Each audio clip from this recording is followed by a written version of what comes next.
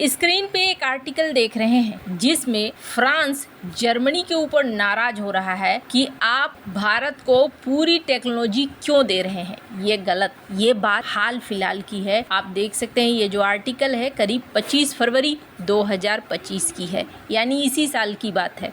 अब भारत 3 ऐसे इंजन बना रहा है कि भारत को किसी की जरूरत नहीं होगी। वैसे आपको बता दूं, 200 हेलीकॉप्टर्स के झटके के बाद अब भारत को समझ में आ रहा है और डीआरडीओ ने बहुत बड़ा कदम उठाया है। जानेंगे 200 हेलीकॉप्टर्स का झटका किसने दिया है। जियोपॉलिटिक्स में बहुत कुछ चल रहा है, हमेशा की तरह वर्ल्ड मिरर के इस एपिसोड में जानने को मिलेगा बहुत कुछ, इसलिए वीडियो को अंत तक जरूर देखें। एक समय था यूएसएसआर जब था और यूएसएसआर भारत के स्पेस टेक्नोलॉजी को बहुत तेजी से आगे ले जा रहा था। उस समय यूएसएसआर की तूती बोलती थी, उसने स्पेस टेक्नोलॉजी में महारत हासिल कर लिया था। और तब 1990 के दशक में इसरो और यूएसएसआर के बीच में तय हुआ कि इसरो को क्रायोजेनिक इंजन की टेक्नोलॉजी देगा यूएसएसआर। लेकिन बाद में देखने को मिला कि अमेरिका ने यहाँ दबाव बनाना शुरू कर दिया सोवियत संघ के ऊपर और कहा कि नहीं, आप टेक्नोलॉजी ट्रांसफर नहीं करो क्योंकि मिसाइल टेक्नोलॉजी कंट्रोल रिजिम के तहत ये नहीं है। और इतना दबाव डाला कि आखिरकार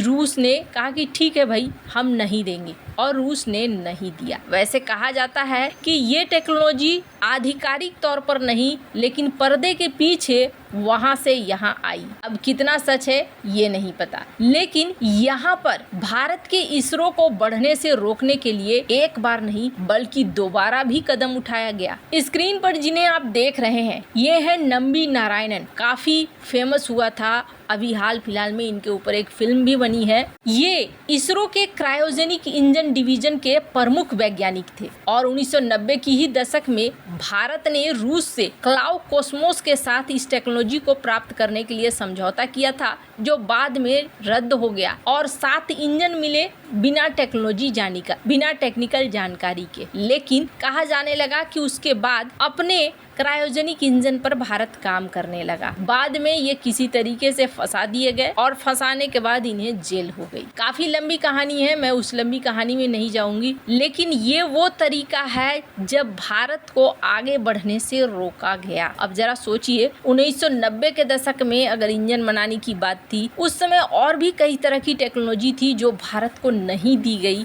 और भारत उस तरीके से बढ़ भी नहीं पाया। और ऐसा लगता है जैसे उस तरीके का राजनीतिक इच्छा शक्ति भी नहीं रहा जो कि अपने स्वदेशी हथियारों को या स्पेस टेक्नोलॉजी को आगे बढ़ाए। अब एक ताजा उदाहरण आप देख लीजिए, फ्रांस। इसे आप देख रहे हैं, हम फ्रांस को अपना मित्र देश कहते हैं, लेकिन फ्रांस ने जर्मनी को फटकार लगाई थी। जर्मनी के ग्रुप को फटकार लगाते हुए कहा था कि ये जो तुम्हारा तरीका है ये गलत है। जर्मनी की कंपनी थाइसिन क्रूप मैरिन सिस्टम्स, जिसे TKMS भी कहा जाता है, इन्होंने भारत के एक प्रोजेक्ट के लिए कहा था कि हम टेक्नोलॉजी ट्रांसफर कर देंगे और 100% कर देंगे। ये प्रोजेक्ट कौन सा था? Project 75I। TKMS 6 पनडुब्बियों के निर्माण के लिए मझगांव डॉक लिमिटेड के साथ साझेदारी कर रहा है, जिसमें डिजाइन ट्रांसफर के साथ साथ टेक्नोलॉजी ट्रांसफर भी है। और इस पर फ्रांस के नेवल ग्रुप ने यहाँ इनकी क्लास लगाई और कहा कि नहीं, आप क्यों दे रहे हैं। हो ये रहा है कि जो हमसे ये टेक्नोलॉजी ले रहे हैं फिर वो खुद का निर्माण करने लग रहे हैं और खुद के सामान बेचने लग रहे हैं, तो हमें ये नहीं करना चाहिए।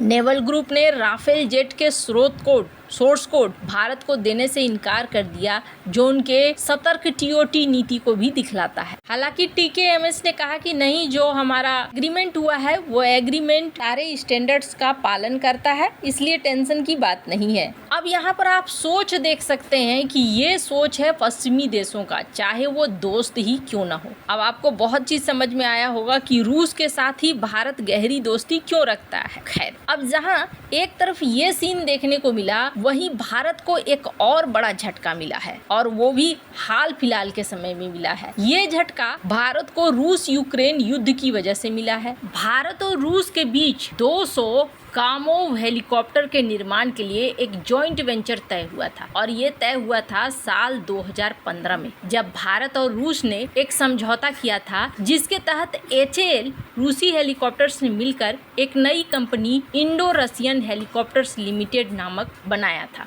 इस प्रोजेक्ट का टारगेट भारत में 200 कामोव TU-260 हल्के सैन्य हेलीकॉप्टरों का निर्माण करना था, जिसमें से 60 रूस में तैयार किए जाते और 140 भारत में बनाए जाते। ये करीब $1 बिलियन अमेरिकी डॉलर की डील थी, लेकिन यूक्रेन युद्ध शुरू हो गया और उसके बाद रूस के ऊपर प्रतिबंध लग गया। रूस को कई सारे यूरोप से पुर्जे लेने थे और यहाँ तक कि इंजन लेना था फ्रांस से, सैफरन कंपनी से, क्योंकि पहले से ही ये यूरोप से आते थे। HAL यहाँ मुश्किल में पड़ गया क्योंकि जैसे ही प्रतिबंध लगे ये सारा सप्लाई चेन भी रुक गया। अब वैसे कहा जा रहा है कि रूस अपने इंजन इसमें लगाने की सोच रहा है, लेकिन रूस खुद भी यहाँ फंसा हुआ है इस युद्ध में, जिसकी वजह से अभी भी ये काम अटका पड़ा है। HAL अब इस चीज को समझ चुका है कि ऐसे काम नहीं चलने वाला है। भारत ने बहुत सारी चीजें झेली है और अभी की बात बताऊं तो अभी सबसे बड़ा मुद्दा है भारत के लिए इंजन बनाना, और इसके लिए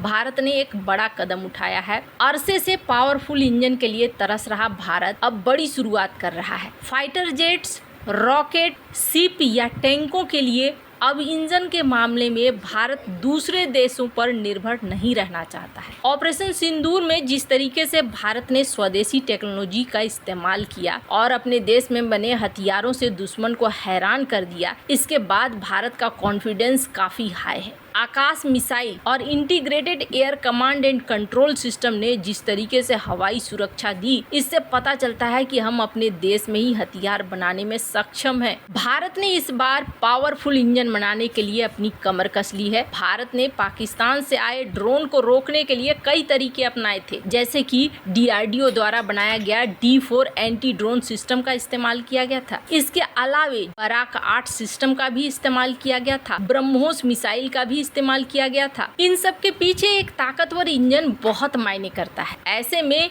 मेक इन इंडिया का सपना अगर पूरा करना है तो भारत को अपने इंजन बनाने होंगे, और इस कड़ी में अब 2.0 कावेरी, इसके लिए भारत ने खर्च करने की तैयारी कर ली है। भारत इस बार 3 तरह के इंजनों पर काम कर रहा है। कावेरी 1.0 इस वक्त रूस में इस परीक्षण चल रहा है ताकि इसे ड्रोन में लगाया जा सके। कावेरी 2.0 पर तेजी से काम शुरू हो गया है और भारत सरकार इसके पीछे पैसे भी खर्च कर रही है। साथ ही साथ भारत और रूस के बीच $24 करोड़ का समझौता हुआ है, जिसके तहत T-70 टैंकों के इंजन की टेक्नोलॉजी ट्रांसफर होगी। और इसके अलावे मरीन इंजन के लिए भी भारतीय नौसेना ने अपना इंजन बनाना शुरू कर दिया है। साल 2008 में कावेरी मरीन गैस टरबाइन का भी परीक्षण किया गया था, जिसमें कुछ सफलता मिली थी, पर अब टारगेट किया गया है कि 2035 तक भारत के युद्धपोतों के लिए अपना इंजन बन जाए। इसके अलावे टैंक के लिए भी डैटरान 1500